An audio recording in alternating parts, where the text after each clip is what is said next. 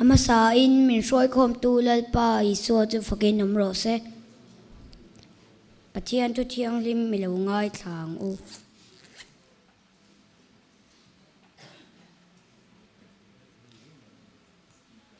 FSC bung ruk chang khata tanga chang thum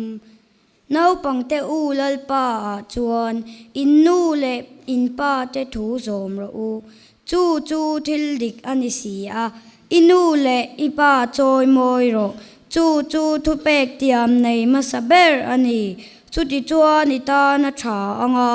le ya hian ni dam rei bokang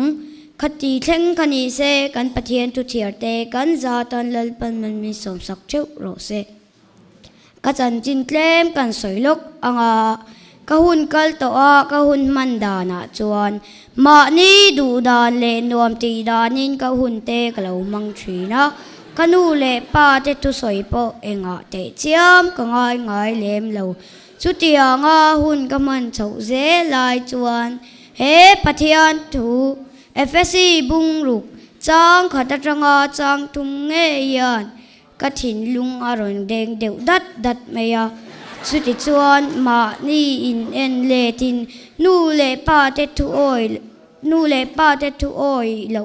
nu le pa te tu oi lo poi zia te ga se chua ka ti chuan chu ta tang chuan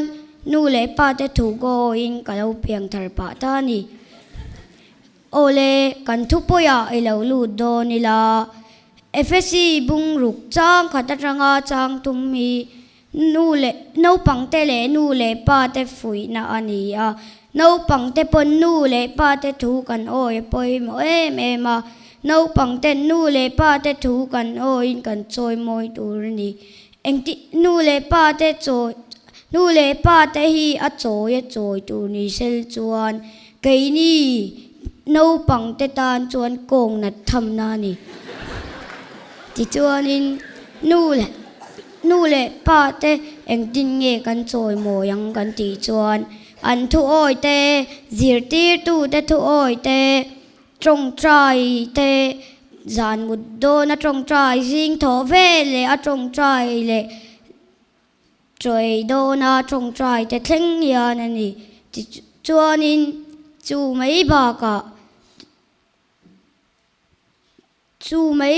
ka biak ina in khom tele biak ina har lo ta thleng yan ani tel vek ani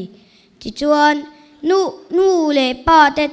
thu kan oi lo chuan eng tin nge kan omang kan ti chuan mei di la chatuan in sa kan ti reng anga kan ti thei don bok si lo lai tar sa lek po kan khoi ngam lo nia mei di la kan taksa zong al tur de chuan eng tin nge kan tur thayang chu wangin nu le pa te thu kan oi lo chuan ti chuan kan om do ni ti sia ang u ti chuan nu le pa te thu kan oi chuan eng tin nge kan o ang kan ti chuan nu le pa te thu kan oi chuan in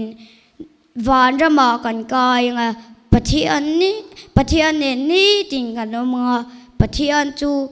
eng tak ania ni anga eng ania ni anga eng ti wang khan asak her lo nia in ti huna in khoi ma mai asa in lo ti palange asalawa a eng ringota ti chuan in van rama chuan nuam ti takin yom char thei to don ni nu le pa te thu I oi chuan tluanga ti chuan ilen huna po